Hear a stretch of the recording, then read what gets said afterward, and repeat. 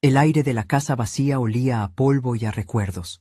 Llevaba 3 días empaquetando mi vida en cajas de cartón, y cada objeto que envolvía en papel de periódico parecía susurrarme una historia. Las paredes, desnudas de cuadros por primera vez en 40 años, mostraban rectángulos más pálidos, fantasmas de los marcos que habían contenido las sonrisas de mis hijos, los paisajes de viajes que nunca hicimos y el retrato serio de mis padres el día de su boda. La casa ya no era mía. El viernes pasado habíamos firmado los papeles y el dinero, esa cantidad que me parecía tan grande que no podía ni imaginarla en billetes, ya debía estar en mi cuenta. Una cuenta nueva que mi hija Elena y su marido, Ricardo, me habían insistido en abrir. «Es más moderno, mamá, más seguro», me había dicho Elena, con esa paciencia que se reserva para los niños y los ancianos. Me senté en el último escalón de la escalera, el único lugar que no estaba cubierto de cajas o de polvo. La luz del atardecer entraba por el ventanal del salón, dibujando largas sombras que se estiraban como dedos cansados. Desde aquí podía ver la marca en el suelo donde había estado el piano de mi abuela, el que vendí para pagar la entrada de la universidad de Elena, y la muesca en el marco de la puerta de la cocina, donde medíamos su altura cada año, una escalera de rayitas a lápiz que contaba la historia de cómo mi niña se había convertido en una mujer. Todo se iba. Me había costado tomar la decisión de vender, pero Elena y Ricardo habían sido muy persuasivos. «Esta casa es demasiado grande para ti sola, mamá. Los impuestos, el mantenimiento, es un dolor de cabeza. Vives en el pasado. Con el dinero de la venta, puedes comprarte un apartamento pequeño, cómodo, y te sobrará para vivir tranquila el resto de tus días, sin preocuparte por nada». Sonaba lógico. A mis 72 años, subir y bajar estas escaleras empezaba a pesarme en las rodillas, y el jardín, que antes era mi orgullo, ahora me parecía una selva que crecía más rápido de lo que mis manos podían controlar.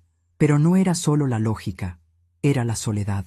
Desde que me divorcié de su padre, hace ya 30 años, esta casa había sido mi ancla y mi refugio.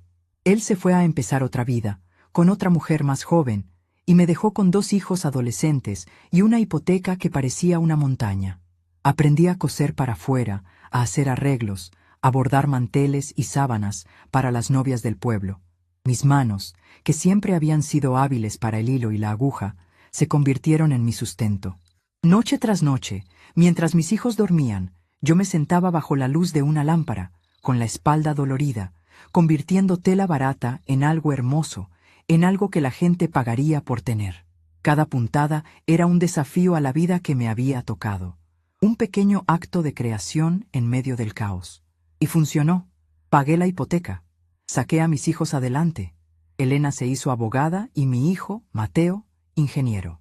Se fueron de casa, formaron sus propias familias, y yo me quedé aquí, rodeada de los ecos de sus risas. Por eso, la idea de dejarla dolía tanto. Era como arrancarme la piel. Pero Elena insistió. «Piensa en el futuro, mamá, en tu tranquilidad». Y Ricardo, mi yerno, siempre apoyándola con una sonrisa que nunca llegaba a sus ojos. «Su suegra, usted se merece un descanso. Ha trabajado demasiado toda su vida. Es hora de que la cuidemos nosotros». La palabra cuidar sonaba bien, pero en su boca tenía un filo extraño, como si significara otra cosa, como si significara controlar. La última caja que me quedaba por cerrar era la de mi cuarto de costura. Allí dentro estaba el verdadero corazón de la casa. Las telas dobladas, los carretes de hilo ordenados por colores como un arco iris en miniatura, mis tijeras de sastre, pesadas y frías al tacto. Y en el fondo, envuelta en un paño de seda, la pieza que nunca terminé. La saqué con cuidado. Era una mantilla de encaje de bolillos, un trabajo de una complejidad casi absurda. Cientos de hilos de seda blanca, entrelazados en un patrón de flores y hojas que parecía flotar en el aire. La había empezado cuando Elena se comprometió con Ricardo. Soñaba con que la llevara el día de su boda, una pieza de herencia, hecha con el amor y la paciencia de una madre. Recuerdo el día que se la enseñé, con el corazón lleno de orgullo. La había desplegado sobre la mesa del comedor, la luz haciendo brillar la seda. Elena la miró con una mueca. «Ay, mamá, qué cosa más antigua. ¿Quién usa eso ya? Parece de museo». Se rió, una risa corta y sin alegría. Además, Ricardo dice que esas tradiciones son un poco cursis. Queremos una boda moderna, algo sencillo. Sentí como si me hubieran dado una bofetada. No dije nada. Solo la doblé con cuidado, la envolví de nuevo en su paño de seda y la guardé. Nunca más volví a hablar de ella, y nunca más volví a tocarla. Se quedó allí, en el fondo del baúl, como un sueño a medio tejer. Un testimonio silencioso de mi habilidad, de mi amor, y de cómo ambos podían ser descartados con una simple palabra. Sostuve la mantilla en mis manos, sintiendo el peso de esos hilos y de los años. Quizás Elena tenía razón. Quizás yo vivía en el pasado, aferrada a cosas que ya no le importaban a nadie. A lo mejor no sabía administrar mi vida, y por eso necesitaba que ellos me guiaran. Habían manejado toda la venta. El agente inmobiliario era un amigo de Ricardo. El abogado también. Ellos habían recibido el cheque del comprador. Ellos lo habían depositado en esa cuenta nueva que abrieron a mi nombre, pero para la que yo no tenía más que una tarjeta de débito. Nosotros te manejamos las transferencias grandes, mamá, para que no te enredes con las claves y los códigos de seguridad. Es muy complicado, me había explicado Ricardo, dándome una palmadita en el hombro. Les creí. ¿Por qué no iba a hacerlo? Era mi hija, la niña a la que le había curado las rodillas raspadas y a la que le había contado cuentos hasta que se quedaba dormida. La mujer a la que le había dado todo lo que tenía y hasta lo que no tenía. Mi teléfono sonó, sacándome de mis pensamientos. Era Elena. Su foto apareció en la pantalla, sonriendo en una playa soleada junto a Ricardo. Respiré hondo y contesté. Hola, mi amor. ¿Cómo estás? Hola, mamá. Bien, aquí, corriendo como siempre, dijo. Su voz sonaba apurada, como si estuviera haciendo otras 3 cosas a la vez. ¿Ya terminaste con las cajas? El camión de la mudanza llega mañana a las 8 en punto. No te olvides. Casi termino, hija. Solo me queda lo del cuarto de costura. Hubo una pausa. Podía oír el tecleo de un ordenador de fondo. Ah, bueno, te llamaba por lo del dinero. Mi corazón dio un pequeño vuelco. Para que te quedes tranquila, ya está todo solucionado. ¿Ah, sí? ¿Ya está en la cuenta? Pregunté, intentando que mi voz sonara casual. Sí, sí. Bueno, sobre eso, empezó, y su tono cambió. Se volvió más firme, más distante, como cuando me hablaba de un caso de su bufete. Ricardo y yo hemos estado pensando mucho, y llegamos a la conclusión de que dejarte todo ese dinero a ti sola no es una buena idea. Tú nunca has manejado cantidades así, mamá. Te podrías confundir, o peor, alguien podría aprovecharse de ti.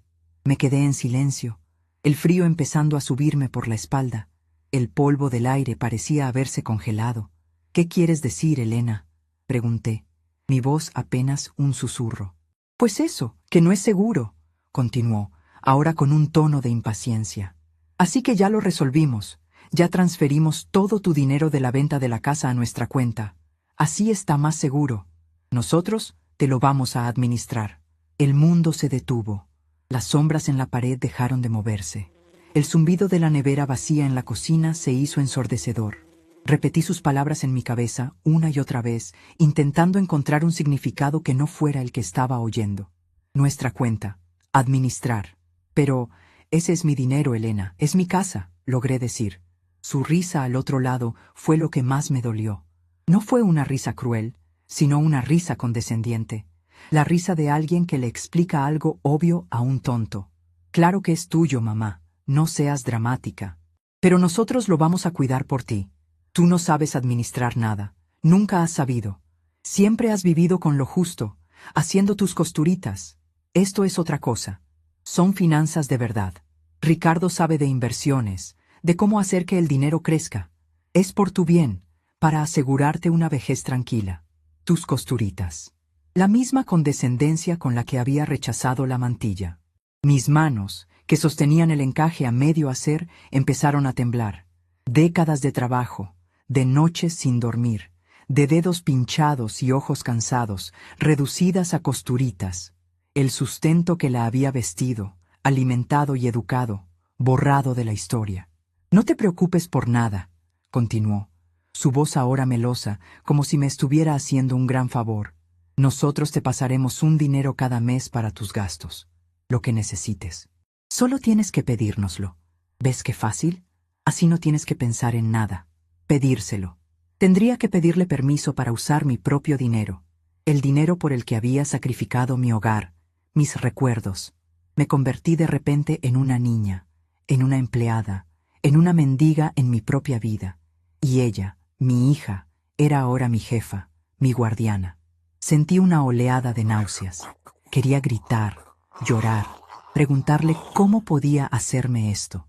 ¿Cómo podía traicionarme de una forma tan fría, tan calculada?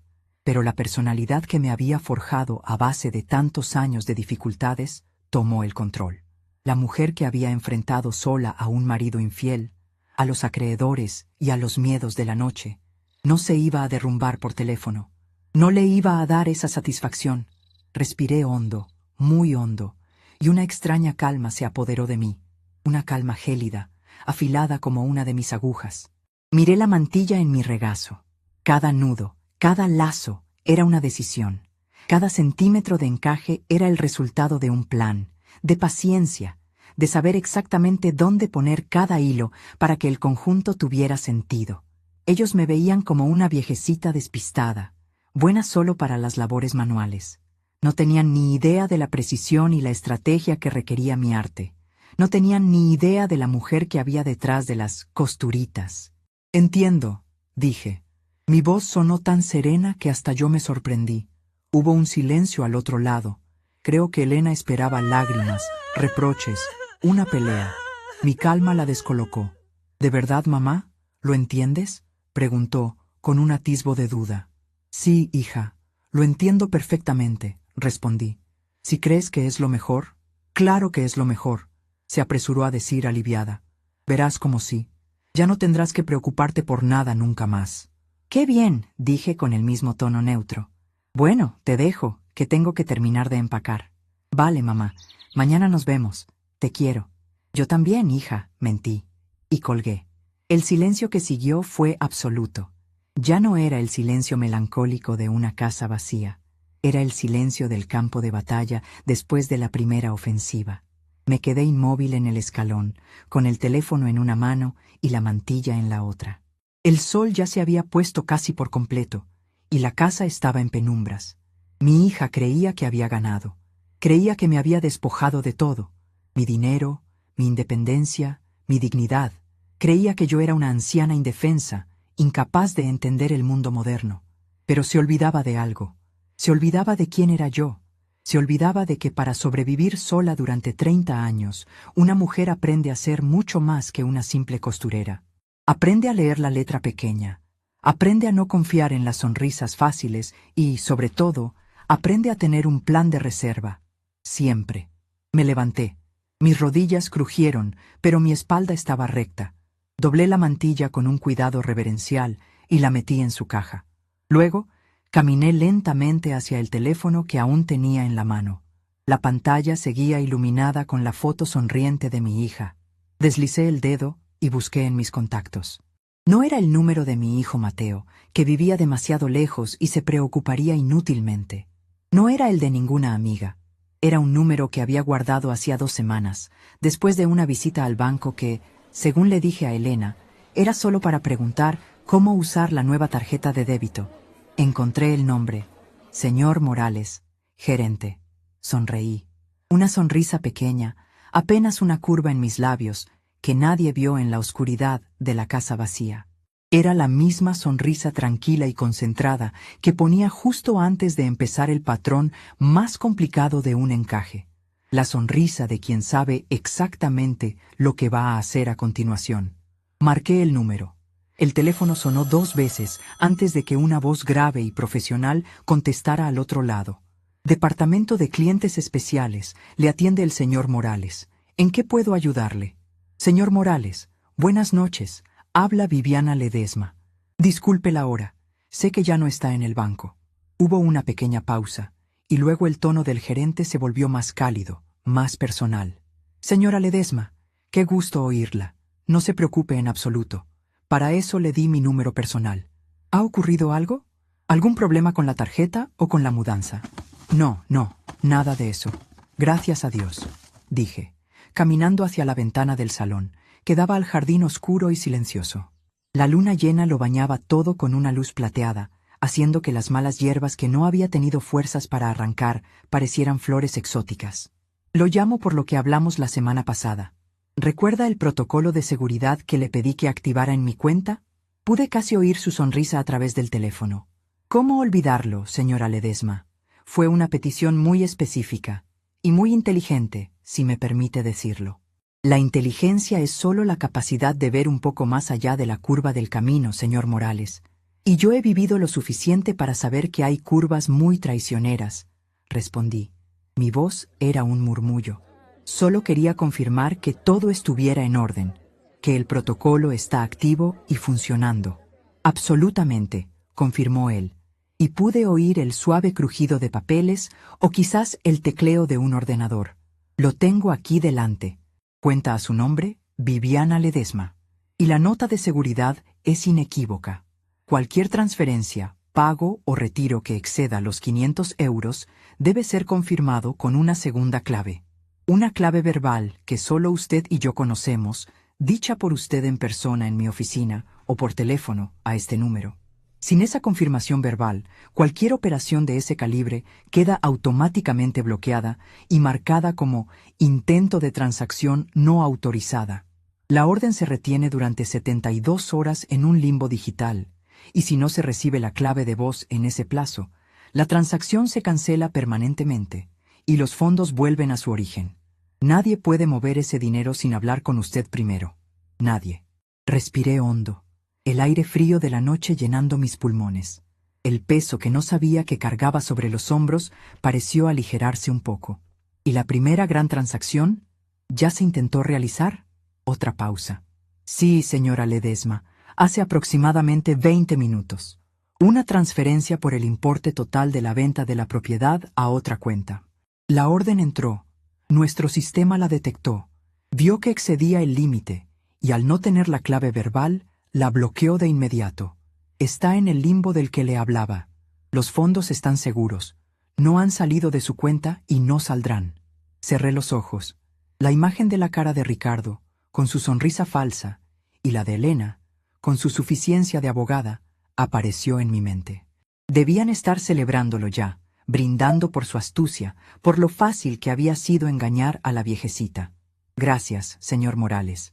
Le agradezco enormemente su discreción y su ayuda. Es mi trabajo, señora, y francamente, es un placer trabajar con alguien tan precavida. Cuando usted vino y me explicó sus inquietudes, supe que no era una paranoia. En mis 30 años en este negocio, he aprendido a reconocer el olor de los buitres cuando empiezan a rondar. Usted hizo bien en protegerse. Uno no construye una casa ladrillo a ladrillo para que otros vengan a quitarle el techo. Dije, más para mí que para él. Que tenga muy buena noche, señor Morales. Igualmente, señora Ledesma. Y no se preocupe, su dinero está tan seguro como si estuviera guardado bajo 7 llaves en la bóveda principal. Que descanse. Colgué y me quedé mirando la oscuridad del jardín. La calma que sentía no era de alegría ni de triunfo. Era la calma fría de la certeza de que la batalla acababa de empezar, pero que yo había elegido el terreno. Mi hija y su marido creían que me habían dejado sin armas, pero se habían olvidado de que mi mejor arma nunca había sido el dinero ni la fuerza, sino la paciencia. La misma paciencia que se necesita para que 1000 hilos de seda, en apariencia frágiles, se entrelacen para crear un encaje tan fuerte que puede durar siglos. Pasé el resto de la noche empacando lo poco que quedaba, pero con una energía renovada. Ya no era el empaque lúgubre de una mujer despojada, era la tarea metódica de quien se prepara para un nuevo comienzo. Cada objeto que envolvía en papel de periódico ya no me susurraba historias del pasado, sino posibilidades del futuro. Mis viejas tijeras de sastre, pesadas y fieles, mi colección de dedales de plata, cada uno un pequeño recuerdo de un viaje. Los patrones de costura que había dibujado a mano a lo largo de los años. No eran solo herramientas de mis costuritas, como las llamaba Elena. Eran el testimonio de mi independencia, las armas con las que había ganado mi libertad hacía 30 años. A las 8 en punto de la mañana siguiente, el camión de la mudanza llegó. 2 hombres jóvenes, eficientes y silenciosos, empezaron a cargar las cajas con una rapidez que me dejó sin aliento. Y media hora después, llegaron Elena y Ricardo en su coche grande y brillante. Elena bajó con 2 vasos de café de cartón en la mano y una sonrisa radiante, aunque un poco forzada. «Buenos días, mamá. ¿Cómo has amanecido? Te hemos traído el desayuno. Espero que no estés muy cansada». Se acercó y me dio un beso en la mejilla, un beso que se sintió frío como el mármol. «Gracias, hija. Muy amable», respondí, aceptando el café. «He dormido bien». Ricardo se acercó, dándome unas palmaditas en la espalda que casi me hacen derramar el líquido caliente. «Viviana, qué campeona, ya casi está todo. No te preocupes por nada, nosotros supervisamos a los de la mudanza. Tú siéntate por ahí y descansa, que te lo has ganado». Su mirada recorrió la casa vacía con un aire de propietario, de conquistador. Constantemente sacaba su teléfono del bolsillo, lo miraba y fruncía el ceño por una fracción de segundo antes de volver a guardarlo con una sonrisa. Me senté en el escalón de la entrada, el mismo donde me había sentado la tarde anterior, y los observé. Fingí sorber mi café, pero en realidad estaba estudiando cada uno de sus gestos. Elena revoloteaba por la casa, dando órdenes a los hombres de la mudanza con su tono de abogada. «Cuidado con esa caja, pone frágil. La lámpara del salón, pónganla al fondo, que no se golpee». Actuaba como si estuviera manejando una operación compleja, como si estuviera protegiendo mis pertenencias, cuando la noche anterior había intentado robarme el valor de la casa entera. La hipocresía era tan densa que casi podía tocarla. Ricardo, por su parte, se mantenía más al margen, hablando por teléfono en voz baja, paseando por el porche. Lo oí decir frases sueltas. «No, todavía no se refleja. Sí, ya sé que las transferencias grandes tardan. A veces el sistema del banco es lento». Cada vez que colgaba, su sonrisa era un poco más tensa. Se acercó a mí. «¿Todo bien, Viviana? ¿Contenta con empezar una nueva etapa?» «Un poco nerviosa, la verdad. Un cambio tan grande a mi edad», dije, interpretando el papel que esperaban de mí. La anciana frágil y confundida. «No tienes por qué estarlo», dijo, sentándose a mi lado. Su colonia era fuerte, invasora. «Ahora nos tienes a nosotros para todo. El apartamento que te hemos encontrado es perfecto, pequeño, manejable, sin escaleras, y está a solo 10 minutos de nuestra casa. Podremos pasar a verte todos los días, asegurarnos de que no te falte de nada. Asegurarnos de que no hago nada que no quieran», traduje en mi mente. «Vigilarme». Asentí lentamente, como si estuviera procesando la bondad de su oferta. «Son muy buenos conmigo». «Claro que sí, mamá», intervino Elena, que se acercaba secándose el sudor de la frente con el dorso de la mano. «Somos tu familia. Siempre vamos a querer lo mejor para ti». Se quedó mirando una de las últimas cajas que los hombres estaban sacando. Era la que contenía mis cosas de costura.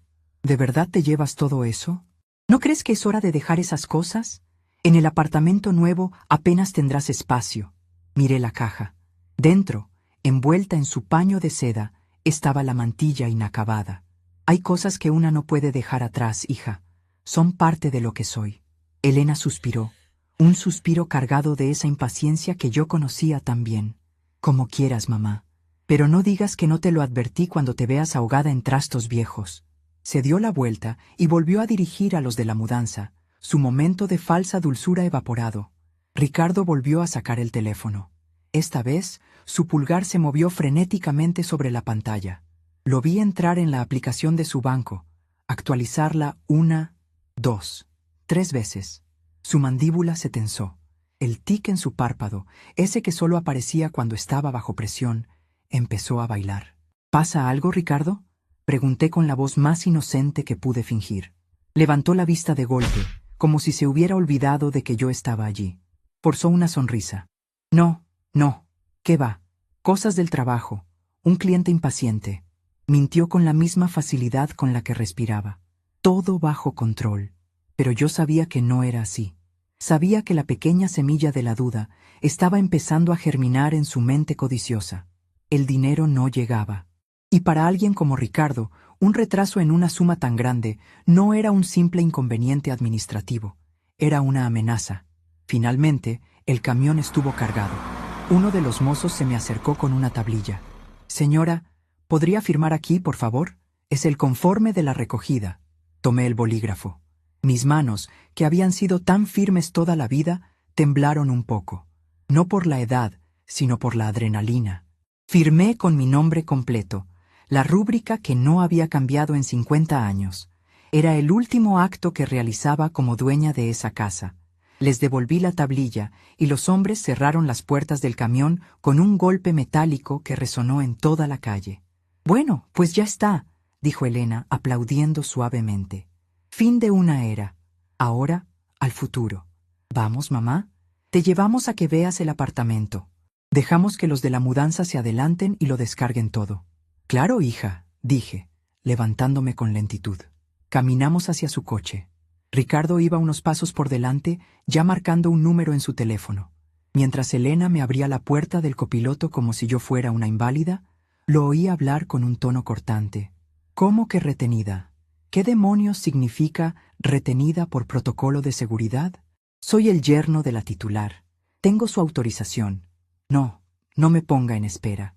Elena le lanzó una mirada de advertencia y luego se volvió hacia mí con su sonrisa de plástico. «No le hagas caso, mamá. Problemas de la oficina. Siempre estresado».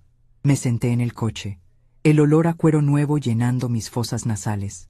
Era un mundo tan distinto al mío, un mundo de apariencias, de sonrisas falsas y de una crueldad disfrazada de cuidado. Mientras Elena rodeaba el coche para subir al asiento del conductor, Ricardo colgó el teléfono con un gesto brusco. Su cara era una máscara de furia contenida. Abrió la puerta trasera y se tiró en el asiento. No se sentó. «El banco», masculló. «Dicen que hay un problema con la cuenta de tu madre.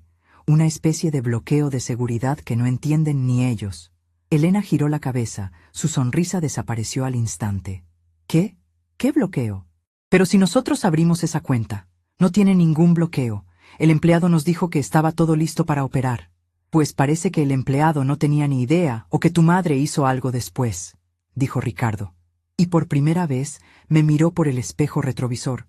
Su mirada ya no era condescendiente. Era afilada, inquisitiva. El depredador que de repente se da cuenta de que la presa no está tan indefensa como parecía. Yo permanecí en silencio, mirando por la ventanilla hacia mi casa, ahora vacía y sin alma. Contemplé la fachada, las ventanas como ojos ciegos, el jardín que esperaba a sus nuevos dueños. Sentí una punzada de tristeza. Sí, pero debajo de ella había algo más fuerte: la resolución. «¿Mamá?». La voz de Elena me sacó de mi ensimismamiento. Se había girado en su asiento para mirarme de frente. «¿Tú hablaste con alguien del banco después de que abriéramos la cuenta? ¿Fuiste a la sucursal sola?». La pregunta flotó en el aire denso del coche. Era el momento. El primer movimiento del tablero. Podía seguir fingiendo, seguir haciéndome la desentendida. Pero la estratega silenciosa en mí sabía que a veces el silencio más poderoso es el que sigue a una verdad simple. Giré mi cabeza lentamente y la miré. No con rabia, no con dolor, solo con una calma profunda. Y le respondí. «Sí, hija», dije, mi voz tan clara y firme como el hilo más tenso de mi telar. Fui al banco a asegurarme de que mis cosas estuvieran bien administradas. La palabra administradas cayó entre nosotros como una piedra. La misma palabra que ella había usado para despojarme, ahora se la devolvía como un escudo.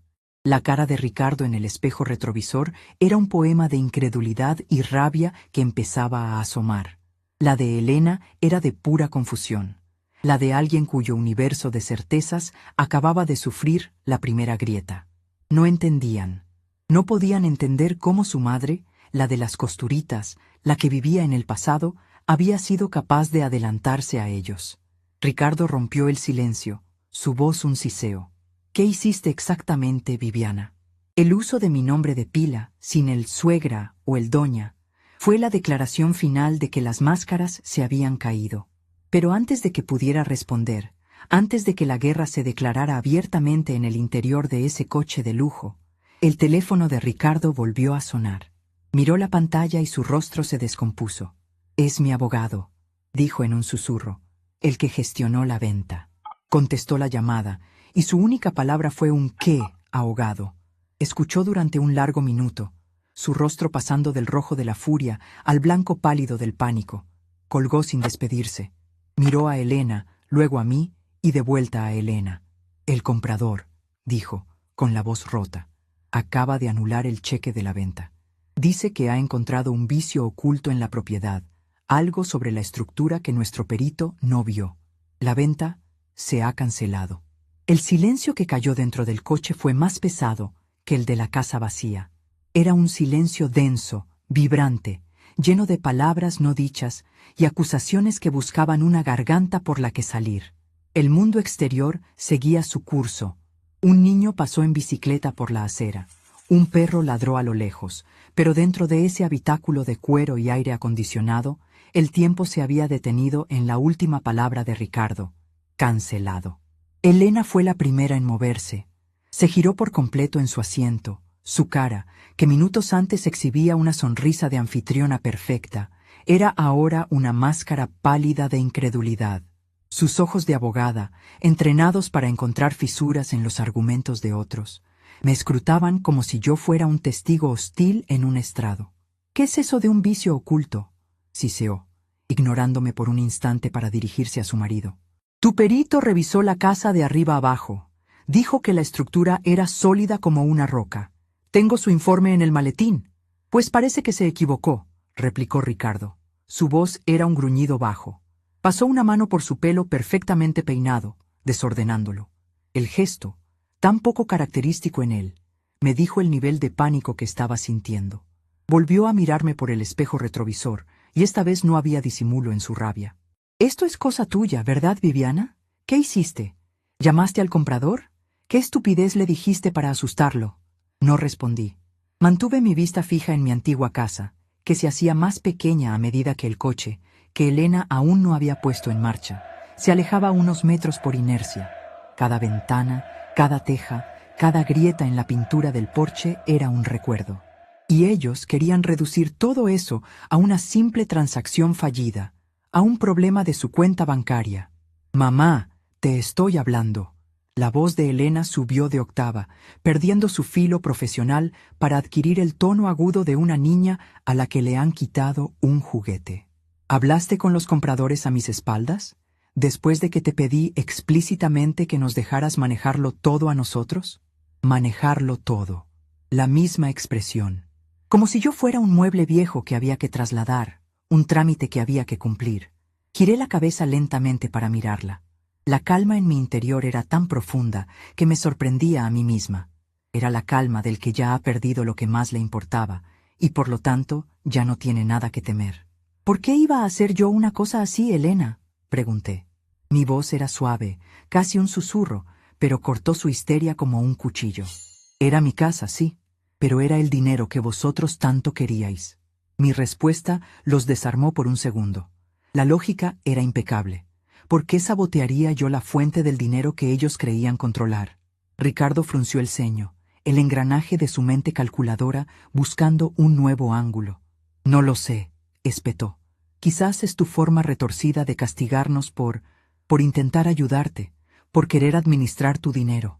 Siempre has sido así, haciéndote la víctima, la mártir silenciosa, pero por debajo eres controladora». La acusación me golpeó, no por su contenido, que era absurdo, sino por la verdad que revelaba sobre él. La gente a menudo te acusa de los pecados que ella misma comete, y mientras él hablaba, las paredes del coche de lujo se disolvieron y me vi transportada a otra conversación, en otra sala, muchos años atrás. Fue hace unos 15 años. Mateo acababa de irse a la capital para empezar la universidad siguiendo los pasos de Elena. Yo me había quedado verdaderamente sola en la casa por primera vez. Mi negocio de costura iba bien, pero era un trabajo de hormiga. Puntada a puntada, encargo a encargo, había logrado ahorrar una pequeña cantidad de dinero. No era una fortuna, apenas unos miles de euros, pero para mí representaban el mundo.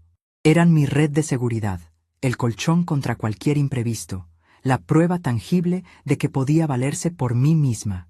Lo guardaba en una cuenta de ahorros que apenas me daba intereses, pero a mí me daba paz. Una tarde de domingo, Ricardo y Elena vinieron a comer. Ricardo, entonces, lleno de la arrogancia de un joven profesional en ascenso, empezó a hablar de inversiones, de la bolsa, de oportunidades que la gente común como yo, según él, no sabía ver. Yo escuchaba a medias, más interesada en que el asado no se me pasara de punto. Pero entonces su atención se centró en mí. «Viviana», dijo, con ese tono paternalista que ya empezaba a perfeccionar. «Elena me ha contado que tienes unos ahorritos guardados. ¿No te da pena ver cómo la inflación se los come en el banco?» Levanté la vista del plato. Elena me sonrió, una sonrisa de complicidad. «Mamá, Ricardo conoce a gente muy importante. Podrías hacer que ese dinero trabajara para ti en lugar de tenerlo ahí parado». Sentí una punzada de incomodidad. Nunca había hablado con nadie de mi dinero, ni siquiera con mis hijos. Era algo mío, privado. «Estoy bien así, Ricardo. Me da tranquilidad saber que está ahí, seguro». Él se rió, una risa condescendiente que hizo que se me erizara el vello de la nuca. «Viviana, la seguridad es una ilusión. El verdadero riesgo es no arriesgar. Mira, tengo un amigo, un tipo brillante, que está empezando un fondo de inversión en tecnología verde. Es el futuro. La rentabilidad es altísima y es prácticamente seguro. Es una oportunidad de oro, pero es solo para un círculo cerrado. Podría hablar con él, hacerte un hueco». Me explicó los detalles con palabras que sonaban impresionantes y que yo apenas entendía. Portafolios diversificados, activos de bajo riesgo, proyecciones de crecimiento exponencial. Parecía tan seguro, tan convincente. Miré a Elena, buscando su opinión. Ella asintió con entusiasmo. «Dale una oportunidad, mamá. Ricardo sabe lo que hace. Es por tu bien. Imagina poder duplicar tus ahorros en un año. Podrías dejar de coser hasta tan tarde. Podrías viajar». El sueño que me pintó era tentador. La imagen de una vejez sin la preocupación constante de si el siguiente encargo llegaría a tiempo, sin el dolor de espalda de estar encorvada sobre la tela. La duda luchó contra la prudencia que me había enseñado la vida. Pero era mi yerno, el marido de mi hija, era familia. ¿Qué razón podía tener para engañarme? Cedí. Una semana después fui al banco, saqué todos mis ahorros, hasta el último céntimo, y se los di a Ricardo en un sobre. Recuerdo el peso de ese sobre en mis manos, el olor a papel y a tinta. Era el fruto de años de trabajo. Él lo tomó con una sonrisa, sin darle importancia. «Perfecto, ya verás, Viviana. En unos meses me lo agradecerás». Los primeros meses, todo fueron buenas noticias. Ricardo me llamaba de vez en cuando para darme un informe. «Tus acciones han subido un 5%. El fondo está superando todas las expectativas». Yo me sentía como una tonta por haber dudado. Elena me decía: «¿Ves, mamá? Tenías que confiar». Empecé a hacer planes. Miraba folletos de viajes, soñaba con ir a ver los campos de lavanda en la Provenza, un lugar que solo había visto en fotografías. Empecé a sentir una ligereza que no había sentido en décadas. Y entonces, las llamadas de Ricardo se hicieron menos frecuentes. Cuando yo le preguntaba, sus respuestas eran vagas. Hubo una pequeña corrección en el mercado, es normal. Hay que tener paciencia, estas cosas son a largo plazo. La ligereza empezó a convertirse en una piedra en el estómago. Una noche no pude más. Lo llamé y le exigí una respuesta clara. «Ricardo, necesito saber qué pasa con mi dinero. Si algo va mal, dímelo». Hubo un largo silencio al otro lado. Luego, un suspiro. «Mira, Viviana, ha habido un contratiempo. La empresa en la que el fondo invirtió más fuerte no resultó ser lo que parecía. Hubo problemas de gestión. El valor se desplomó». «¿Qué significa eso?», pregunté, aunque ya sabía la respuesta. El corazón me latía con fuerza contra las costillas. «Significa que la inversión se ha perdido», dijo, con la misma frialdad con la que un médico anuncia una muerte. «Lo siento. Son los riesgos del mercado. Se me fue el aire de los pulmones. No podía hablar. Todo. Años de dedos pinchados, de noches en vela, de rechazar invitaciones para poder terminar un encargo. Todo borrado por un contratiempo». «¿Todo?», logré susurrar. «Prácticamente todo, sí. Lo siento mucho, de verdad», repitió. Su disculpa sonaba vacía, ensayada. Colgué el teléfono y me quedé sentada en la oscuridad de mi cuarto de costura durante horas. No lloré. El shock era demasiado grande, un vacío helado en mi interior. Al día siguiente, llamé a Elena. Le conté lo que había pasado, esperando consuelo, esperando que compartiera mi indignación, que le exigiera respuestas a su marido. Su respuesta fue lo que de verdad me rompió el corazón. «¡Ay, mamá! ¡Qué mala suerte!», dijo, con un tono de fastidio, como si mi ruina fuera un inconveniente para ella. «Pero bueno, ya está hecho. Ricardo también está muy afectado. Él confió en ese amigo. No le atormentes más con esto, por favor. Lo importante es no crear problemas en la familia. El dinero va y viene. Ya te recuperarás. Siempre lo haces. Siempre lo haces». No era un cumplido, era una condena. La condena a ser la que siempre se las arregla, la que siempre aguanta, para que los demás no tengan que asumir la responsabilidad de sus actos. En ese momento entendí que no había sido un error de inversión. No sabía si había sido una estafa deliberada o una negligencia criminal, pero sabía que Ricardo no había perdido nada, y que Elena, mi hija, había elegido protegerlo a él antes que a su propia madre. No había perdido solo mi dinero. Había perdido la ilusión de que mi hija estaba de mi lado. Nunca más volvimos a hablar del tema. Hice lo que ella dijo que haría. Me recuperé. Volví a trabajar más duro que nunca, puntada a puntada, con el sabor amargo de la traición en la boca. Ahorré de nuevo, pero esta vez nadie supo nunca que tenía un solo céntimo guardado. Aprendí mi lección. La confianza, una vez rota, es como un hilo de seda cortado. Puedes hacerle un nudo, pero el nudo siempre estará ahí, un bulto feo que estropea el encaje. «Mamá, ¿me estás escuchando?». La voz de Elena me trajo de vuelta al presente, al interior del coche sofocante. La miré, y por primera vez en 15 años dejé que viera en mis ojos el recuerdo de aquella traición. No dije nada, no hacía falta. Ella desvió la mirada, incómoda. Quizás lo recordó, o quizás no. Quizás para ella fue un episodio tan insignificante que lo borró de su memoria. Ricardo, ajeno a nuestro duelo silencioso, seguía con su ataque. «Claro que no escuchas. Vives en tu mundo de hilos y telas, un mundo que ya no existe. Esta casa era tu última oportunidad de tener un futuro digno y la has arruinado por un capricho». Su hipocresía me dio la fuerza que necesitaba. ¿Un futuro digno? El futuro digno que él me ofrecía era una jaula de oro, una pensión mensual que tendría que mendigarle, mientras él jugaba a ser un gran inversor con el dinero de mi vida. Con una calma que venía de las profundidades de mi ser, me incliné hacia adelante, metí la mano en el bolso que llevaba en el regazo y saqué mi teléfono móvil. Era un modelo antiguo, sencillo, de los que ellos se burlaban. Con el pulgar busqué en mi agenda y pulsé un nombre. Puse el teléfono en altavoz y lo sostuve en el aire, entre los dos asientos delanteros. El teléfono sonó una vez, 2 veces.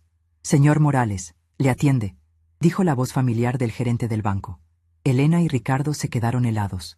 Se miraron el uno al otro, la confusión total en sus rostros. «Señor Morales, habla Viviana Ledesma», dije, mi voz clara y firme.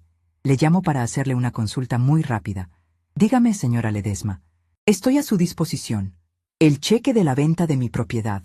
¿Sabe usted si los compradores lo han cancelado?». Hubo una pausa. Podía imaginármelo al otro lado, revisando su sistema. «Un momento. No, señora Ledesma. No tengo ninguna notificación de cancelación. De hecho, el cheque fue validado esta mañana. Los fondos están en su cuenta, tal y como estaba previsto.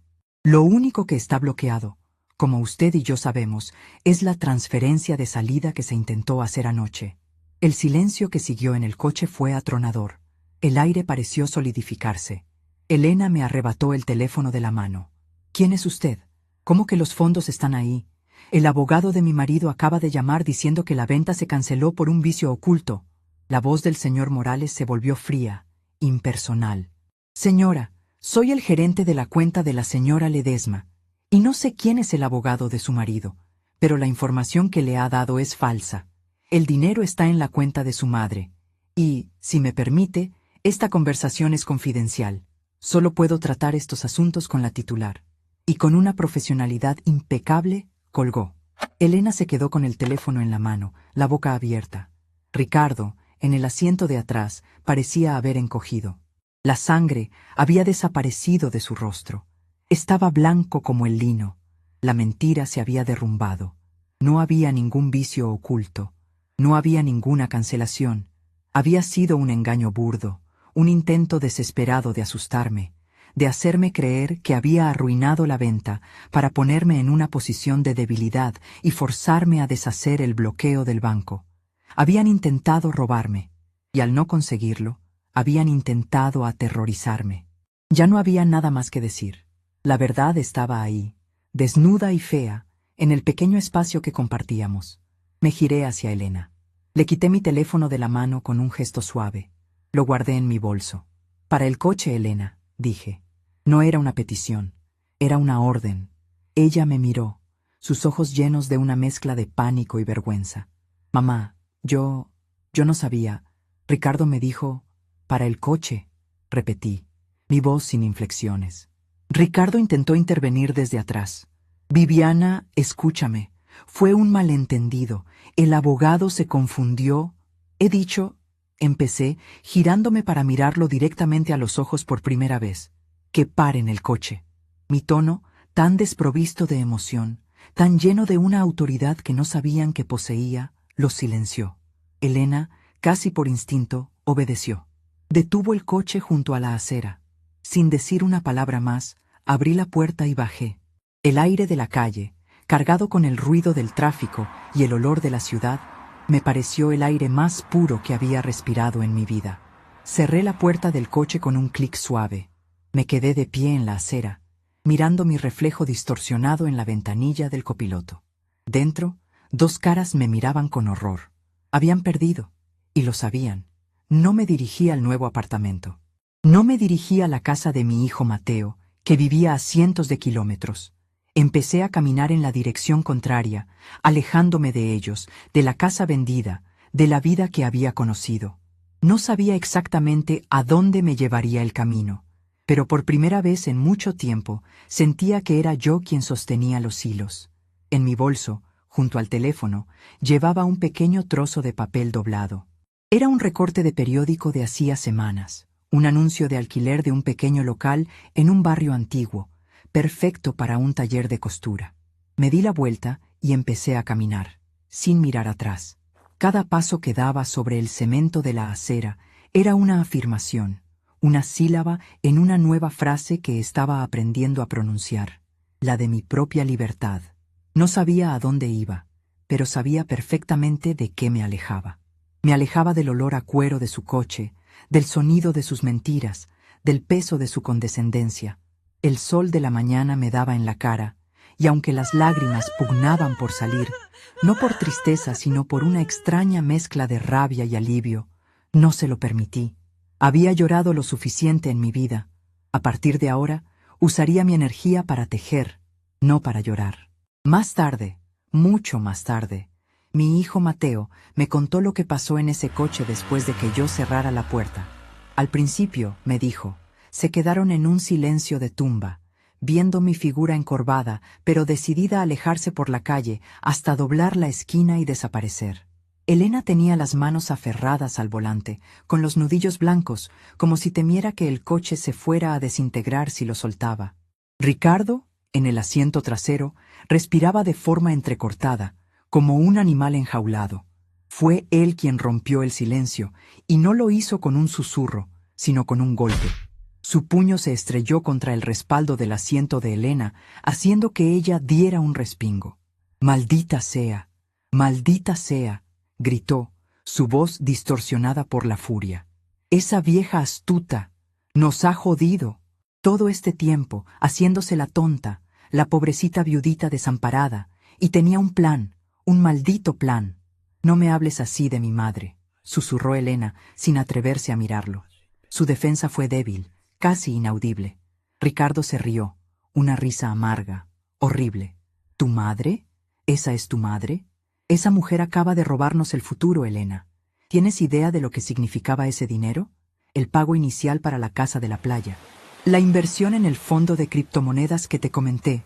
Estábamos a un paso, a un maldito paso de conseguirlo todo, y tu madre, con sus jueguitos de vieja senil, lo ha echado todo a perder».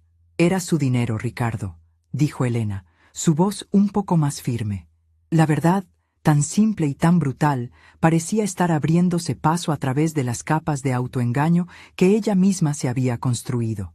«No, No era su dinero, era nuestro capital. El capital que íbamos a usar para construir nuestra vida. Ella no lo necesita. ¿Para qué lo quiere? ¿Para comprar más hilos de colores y telas baratas? Es una egoísta. Una vieja egoísta que prefiere pudrirse con su dinero antes que ver a su propia hija triunfar. Cada palabra que salía de su boca era un veneno que llenaba el coche. La imagen del hombre sofisticado, del yerno encantador y preocupado, se estaba desvaneciendo como la niebla al amanecer, revelando la criatura fea y codiciosa que se escondía debajo. Elena, por primera vez en muchos años, parecía estar viéndolo de verdad. ¿Qué íbamos a hacer, Ricardo?, preguntó ella. Su voz temblaba. ¿Qué le íbamos a decir cuando viera que la cuenta estaba vacía y que no podía acceder a ella? Él resopló. ¿Qué le íbamos a decir? Nada. Le daríamos su paga mensual como a una niña. Le diríamos que el dinero estaba invertido, creciendo. No se habría enterado de nada. Es una analfabeta financiera. Pero no. Tú tuviste que llamarla para regodearte. Ya transferimos el dinero. ¿Por qué lo hiciste, Elena? ¿Por qué no pudiste esperar, mantener la boca cerrada como te dije? La culpa, como un animal acorralado, buscaba una salida y la encontró en ella. De repente, ya no era nuestro plan. Era el error de ella. Yo pensé que era mejor ser directa, balbució Elena. Pensé que si se lo explicábamos como un favor, para protegerla. —¡Protegerla!, se burló Ricardo. Nadie te pidió que pensaras. Te pedí que siguieras el plan. Pero siempre tienes que añadir tu toque, ¿verdad? Tu necesidad de sentirte moralmente superior. Y mira a dónde nos ha llevado. A la ruina. Arrancó el coche con un rugido del motor y empezó a conducir de forma errática, cambiando de carril bruscamente, haciendo sonar el claxon a otros conductores. Elena se mantuvo en silencio, encogida en su asiento, mientras su marido despotricaba, enumerando todas las cosas que ahora no podrían comprar. Todos los lujos que se les habían escapado de las manos. No hablaba de la traición, ni de la mentira, ni del dolor que le habían causado a una anciana. Su única preocupación era el dinero perdido, el estatus que no alcanzarían. Llegaron a su casa, un apartamento minimalista y frío en una de las zonas más caras de la ciudad. Un lugar que siempre me había parecido más una sala de exposición de muebles que un hogar. Ricardo entró dando un portazo y fue directamente al bar. Se sirvió un whisky doble, que se bebió de un solo trago, y luego se sirvió otro. Elena se quedó de pie en medio del salón, con el bolso colgando de su hombro, como una extraña en su propia casa. «Tenemos que arreglar esto», dijo ella en voz baja.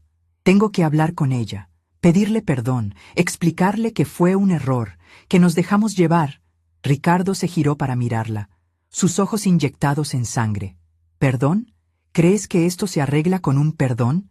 No seas ingenua, Elena. Esto es la guerra. Tu madre ha declarado la guerra.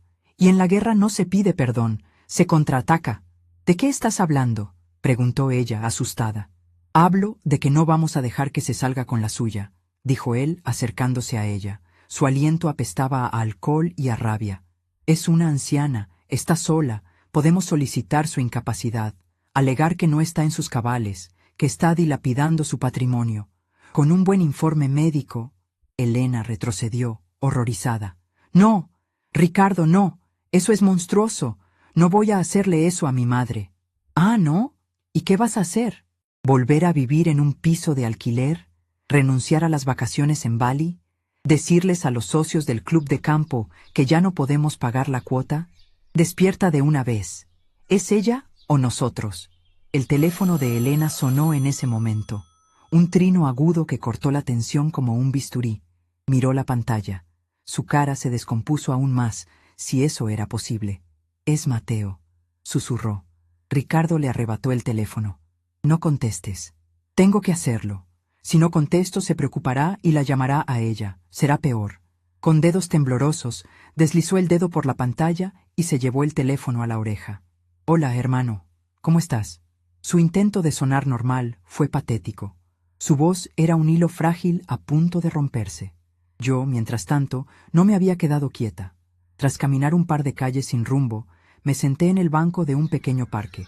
Saqué mi teléfono, el mismo que había usado para desenmascararlos, y busqué el número de mi hijo. Dudé un instante. No quería cargarle con mis problemas. Él tenía su propia vida, su familia, su trabajo a cientos de kilómetros. Pero me di cuenta de que el silencio, mi costumbre de aguantar y no molestar, había sido el terreno fértil donde la codicia de Elena y Ricardo había crecido. Ya no.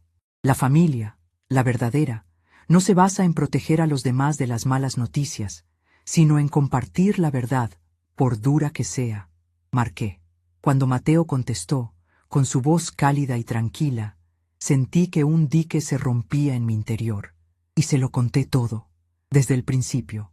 La insistencia en vender la casa, la cuenta bancaria que ellos controlaban, la llamada de Elena la noche anterior, la mentira del vicio oculto. No lo conté con drama ni con autocompasión. Lo conté como si estuviera describiendo los pasos para coser un patrón complicado, hecho tras hecho, puntada tras puntada, hasta que el diseño completo de su traición quedó expuesto. Mateo escuchó en silencio. No me interrumpió ni una sola vez. Solo podía oír su respiración al otro lado de la línea. Cuando terminé, el silencio se prolongó durante un largo minuto.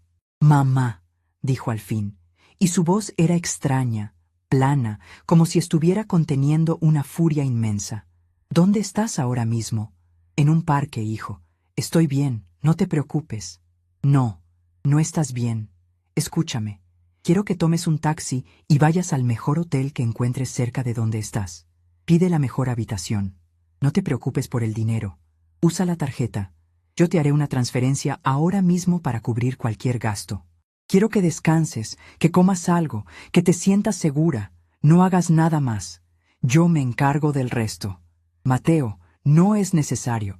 «Sí, es necesario», me interrumpió, y en su voz escuché al hombre en que se había convertido, un hombre decidido y protector. «Es absolutamente necesario. Haz lo que te digo, por favor. Luego te llamo». Colgó, y yo supe que acababa de desatar algo que ya no podría parar. Acababa de poner la aguja en manos de otro tejedor, uno cuya fuerza yo misma había subestimado. Fue entonces cuando Mateo llamó a Elena. «¿Qué pasa, Mateo? ¿Por qué llamas tan temprano?», preguntó mi hija, intentando mantener la farsa. «Acabo de hablar con mamá», dijo él, y esas simples palabras bastaron para que el mundo de Elena se viniera abajo. «Me lo ha contado todo, Elena. Todo». Silencio. Al otro lado, Ricardo observaba a su mujer con el vaso de whisky a medio camino de los labios, su rostro una máscara de tensión. «No sé de qué hablas», mintió ella débilmente. «Mamá está un poco confundida últimamente, la edad». «No me tomes por idiota», la cortó Mateo. Su voz ya no era tranquila, sino fría como el acero. «No te atrevas a usar su edad como excusa para la monstruosidad que habéis intentado hacer. Robarle, mentirle, aterrorizarla con una historia falsa sobre la venta. ¿En qué clase de persona te has convertido?». Elena empezó a llorar, sollozos secos y desesperados. «No fue así. Ricardo pensó que era lo mejor, para protegerla, para administrar el dinero». «Ah, claro, Ricardo, el genio de las finanzas. ¿Te refieres al mismo Ricardo que le hizo perder a mamá todos sus ahorros hace 15 años en una inversión brillante? ¿O esa parte también la has olvidado? ¿La has borrado de tu memoria para poder dormir por las noches?». El golpe fue directo y letal. El secreto que habíamos enterrado durante años, la traición original, acababa de ser exhumada en la conversación. Elena se quedó sin palabras. «Escúchame bien, hermana», continuó Mateo. Su voz bajó a un siseo peligroso. «Vais a dejar a mamá en paz. No vais a volver a llamarla. No vais a acercaros a ella. Vais a transferir hasta el último céntimo que hayáis podido sacar de su cuenta, si es que habéis sacado algo, de vuelta a donde estaba, y vais a rezar para que mamá no decida denunciaros. Porque si lo hace, yo mismo contrataré al mejor abogado de este país para asegurarme de que tú, con tu título de abogada, y él, con su reputación de asesor financiero, no volváis a ejercer en vuestra vida. ¿Me has entendido?». La amenaza no era un farol. Elena, como abogada, sabía perfectamente las consecuencias legales de lo que habían hecho. Apropiación indebida, estafa, coacción a una persona vulnerable. Su carrera, su estatus, todo aquello por lo que había sacrificado su relación con su madre, pendía de un hilo. Sí, susurró ella. Bien, y una cosa más. Quiero que me digas, mirándote al espejo si es que tienes el valor, ¿por qué? ¿Por qué le hiciste esto a la mujer que se pasó la vida cosiendo de noche para que tú pudieras ir a la universidad y convertirte en la persona que eres hoy? Y con esa pregunta, que quedó flotando en el aire como un veneno sin antídoto, Mateo colgó. Elena bajó el teléfono lentamente. Estaba pálida, temblando de pies a cabeza. Miró a Ricardo, que la observaba con una expresión de desprecio. «Lo has arruinado», dijo él, dejando el vaso sobre la mesa con un golpe seco. «Lo has arruinado todo con tus lloriqueos y tu debilidad. Y encima le has contado a tu hermano lo de aquella inversión. ¿No tienes lealtad?» «¿Lealtad?», repitió ella, y algo en su interior pareció romperse y recomponerse en una forma nueva, más dura. Levantó la vista y lo miró a los ojos. Las lágrimas se habían secado. Él me preguntó por qué se lo hice a mi madre. ¿Y sabes qué, Ricardo? No tengo una respuesta, pero sí sé por qué te lo permití. Por ti, por esta vida que me prometiste, por este apartamento, por los viajes, por la apariencia de éxito. Sacrifiqué a mi madre por un decorado de cartón piedra. Se quitó el bolso y lo dejó caer al suelo. Caminó hacia la puerta de la habitación principal. «¿A dónde vas?», preguntó él, desconcertado por su cambio de actitud. «A hacer una maleta», dijo ella sin volverse. «No puedo seguir viviendo aquí. No puedo seguir mirándote a la cara. Me has convertido en un monstruo, y yo te he dejado». Ricardo soltó una carcajada. «No seas ridícula. ¿Vas a irte? ¿A dónde? Sin mí no eres nadie, Elena. Volverás arrastrándote en una semana».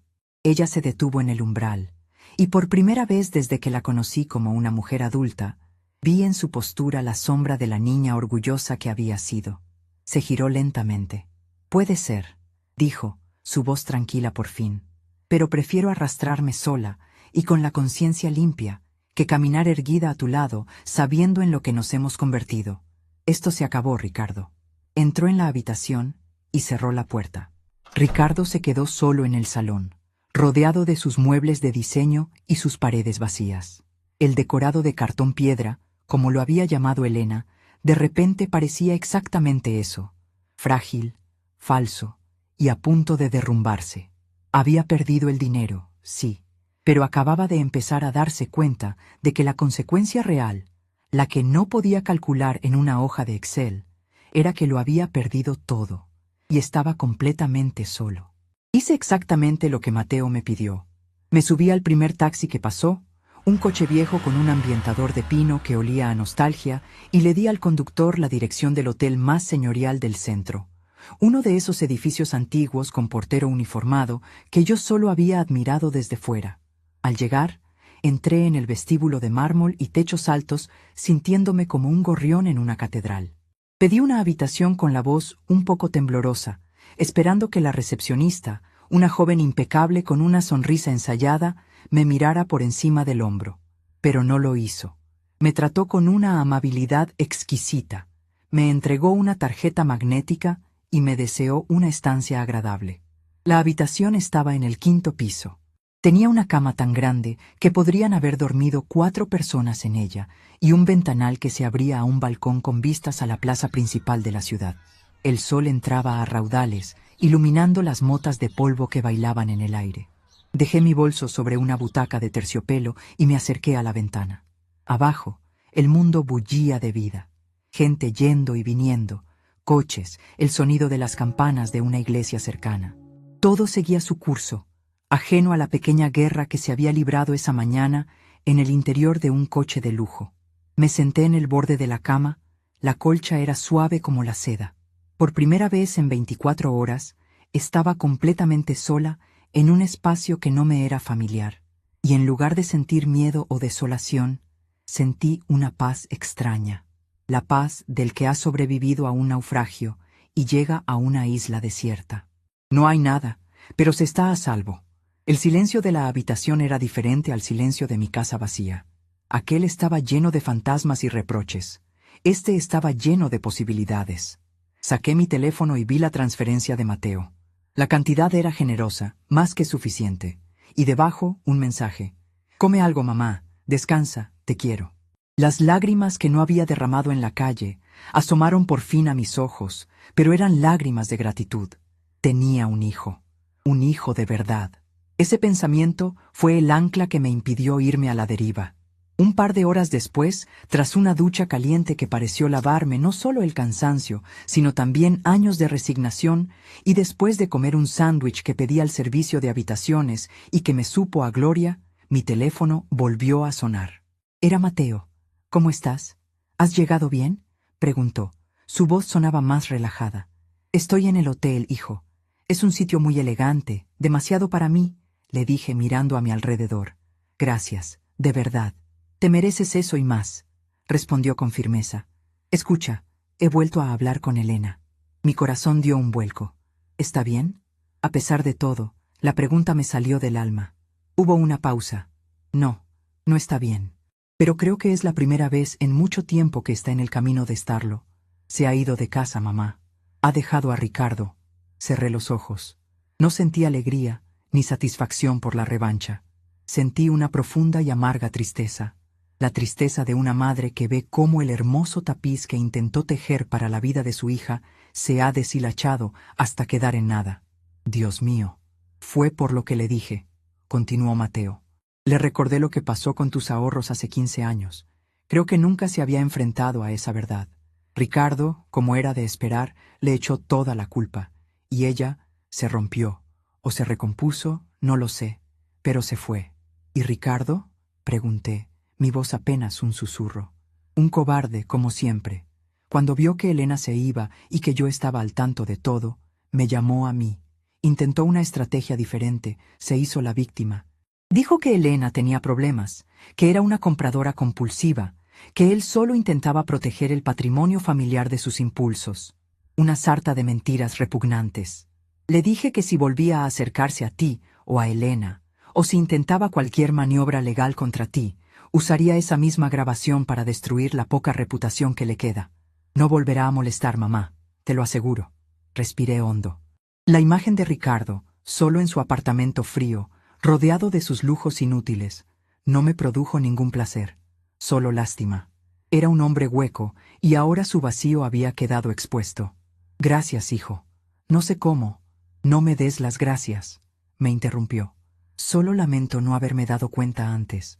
Lamento haber estado tan lejos, tan metido en mi propia vida, que no vi lo que te estaban haciendo. Perdóname tú a mí». «No hay nada que perdonar, Mateo. Tú siempre has sido un buen hijo. Siempre». Hablamos un poco más. Le conté mi idea, la del pequeño local para un taller de costura. Su reacción fue de un entusiasmo inmediato y genuino. «Es una idea maravillosa, mamá. Sería perfecto. Te ayudaré con lo que necesites. El contrato, los permisos, lo que sea. Podemos mirarlo cuando vaya para allá». Me dijo que tomaría el primer vuelo al día siguiente por la mañana. Saber que vendría, que no tendría que afrontar el siguiente paso sola, fue como un bálsamo. Cuando colgamos, me sentí más ligera. Saqué de mi bolso el recorte de periódico arrugado. Lo alicé sobre la mesita de noche. Era un anuncio pequeño, en la sección de clasificados. Se alquila local comercial, 50 metros cuadrados. Ideal para artesano o pequeño taller. Zona del casco antiguo. Había un número de teléfono. Era una locura, un impulso, pero sentí que era lo único que tenía sentido hacer. Marqué el número. Me respondió un hombre con voz cascada que se identificó como el dueño. Le dije que estaba interesada en ver el local. «Pues si quiere, puede pasarse ahora», dijo. «Estoy por aquí cerca, haciendo unos recados». Una hora después, estaba de pie frente a una puerta de madera oscura con la pintura desconchada, en una callejuela empedrada que había olvidado que existía. El aire olía a humedad y a pan recién hecho de una panadería cercana. El dueño, un anciano encorvado con unos ojos azules y vivaces, me abrió la puerta con una llave de hierro que parecía sacada de un cuento. El interior era exactamente como lo había imaginado, y a la vez, completamente diferente. Era un espacio rectangular, diáfano, con un suelo de baldosas hidráulicas desgastadas que dibujaban una flor desvaída. Las paredes estaban cubiertas de un yeso irregular, y en la del fondo, un enorme ventanal de cuarterones de madera, cubierto por una capa de polvo, daba a un pequeño patio interior donde crecía una higuera salvaje. La luz que entraba a través de la suciedad de los cristales era suave, lechosa, casi mágica. El lugar olía a madera vieja, a polvo y a tiempo. «No es gran cosa», dijo el dueño, carraspeando. «Lleva cerrado casi 10 años. Antes era la zapatería de mi padre. Él hacía los zapatos a medida, ¿sabe? Un artesano de los de antes». Me acerqué al ventanal. Pasé un dedo por el cristal, abriendo una pequeña mirilla al patio. Vi las hojas verdes de la higuera, vibrando con la brisa. Imaginé el espacio, una gran mesa de corte bajo el ventanal para aprovechar la luz, las estanterías llenas de telas de colores a lo largo de una pared, mis máquinas de coser, la vieja y la nueva, puestas en fila, un pequeño probador en una esquina, con una cortina de terciopelo, y en el centro, mi sillón de costura, el que me había acompañado durante 30 años de noches en vela. «Es perfecto», dije, y el eco de mi propia voz me sorprendió. El anciano sonrió, una sonrisa genuina que le arrugó toda la cara. «¿De verdad? La mayoría de la gente que viene a verlo se queja de la humedad y de que no tiene un escaparate moderno. La mayoría de la gente no sabe ver el alma de los sitios», respondí, volviéndome hacia él. «Me lo quedo». Salí de allí con un preacuerdo firmado en una servilleta de papel y una sensación de euforia que no había sentido en décadas. Era mío. Iba a ser mi lugar. Un lugar donde mis costuritas, como las había llamado Elena con tanto desdén, serían las reinas. Al día siguiente, Mateo llegó. Nos abrazamos en el vestíbulo del hotel como si lleváramos años sin vernos. Su presencia era un ancla de normalidad en medio de la tormenta. Lo llevé a ver el local, y su reacción fue la misma que la mía. Vio el potencial, la belleza en la decadencia. Esa misma tarde, fuimos a una notaría, y, con su ayuda como ingeniero para revisar el estado del edificio y su consejo legal básico, firmamos el contrato de alquiler por 5 años. El primer paso de mi nueva vida estaba dado. Pasamos los siguientes días en una actividad febril y feliz. Mateo se encargó de la parte más dura: contactar con pintores, electricistas, fontaneros. Yo me dediqué a lo que mejor sabía hacer: planificar el diseño del espacio. Dibujé bocetos en un cuaderno, distribuí los muebles, elegí los colores. Los hombres de la mudanza, que habían dejado mis cajas en un guardamuebles, las trajeron al local. Abrirlas allí, en medio del caos de la pequeña reforma, fue como liberar mi propia historia. Cada caja era un capítulo. La de las telas, la de los hilos, la de los patrones.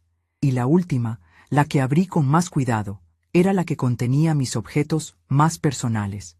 Mis tijeras de sastre, mis dedales y, envuelta en su paño de seda, la mantilla inacabada. La saqué y la extendí sobre una tabla apoyada en 2 caballetes. La luz del atardecer entraba a raudales por el ventanal, que ahora estaba limpio y reluciente. La seda blanca parecía brillar con luz propia. El patrón de flores y hojas, a medio completar, era un testimonio de un sueño roto. Mateo se acercó y la miró en silencio. «Nunca entendí por qué no la terminaste», dijo en voz baja. «Recuerdo que estabas tan ilusionada cuando la empezaste para la boda de Elena». «Tu hermana pensó que era anticuada», respondí, sin una pizca de rencor en mi voz. Era un simple hecho, una herida antigua que ya casi no dolía. Quería una boda moderna. «Elena nunca ha sabido apreciar las cosas que de verdad tienen valor», dijo él, y en su tono había más tristeza que rabia. Justo en ese momento, como si la hubiéramos invocado, su figura apareció en el umbral de la puerta abierta. Estaba de pie, recortada contra la luz dorada de la calle, y por un instante, apenas la reconocí. No llevaba su traje de chaqueta de abogada, ni sus zapatos de tacón. Vestía unos vaqueros sencillos y una camiseta blanca. Su pelo, normalmente recogido en un moño severo, caía suelto sobre sus hombros. Su cara estaba desprovista de maquillaje, y en sus ojos había una expresión que nunca le había visto, una mezcla de miedo y una profunda y abrumadora vergüenza. Mateo se tensó a mi lado. Dio un paso hacia ella, protector. «¿Qué haces aquí, Elena?» Ella no le respondió a él. Sus ojos estaban fijos en mí. «Yo supe que estabas aquí», dijo. Su voz era un murmullo. «Pregunté en el hotel. Me dijeron que habías salido con tu hijo. Imaginé...». No terminó la frase. Dio un paso vacilante hacia el interior del local, sus ojos recorriendo el espacio, las cajas abiertas, el caos de la renovación. Se detuvo cuando su mirada cayó sobre la mantilla extendida en la mesa. Se quedó mirándola como si fuera un fantasma. Vi cómo se le llenaban los ojos de lágrimas, las primeras que le veía derramar en años. Lágrimas de verdad, no de autocompasión. Yo lo recuerdo, susurró, acercándose a la mesa como si se acercara a un altar. Recuerdo el día que me la enseñaste. Estabas tan orgullosa.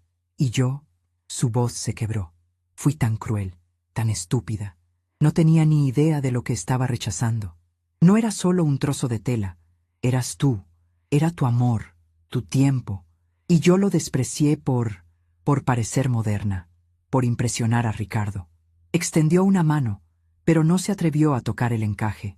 Sus dedos temblaron en el aire, a centímetros de la seda. Es lo más bonito que he visto en mi vida. El silencio llenó el local. Mateo seguía a mi lado, rígido, esperando mi reacción. Yo miré a mi hija, a esta mujer rota que tenía delante, y no vi a la abogada arrogante ni a la traidora. Vi a la niña pequeña que una vez se había perdido en un centro comercial y a la que encontré una hora después, llorando desconsoladamente.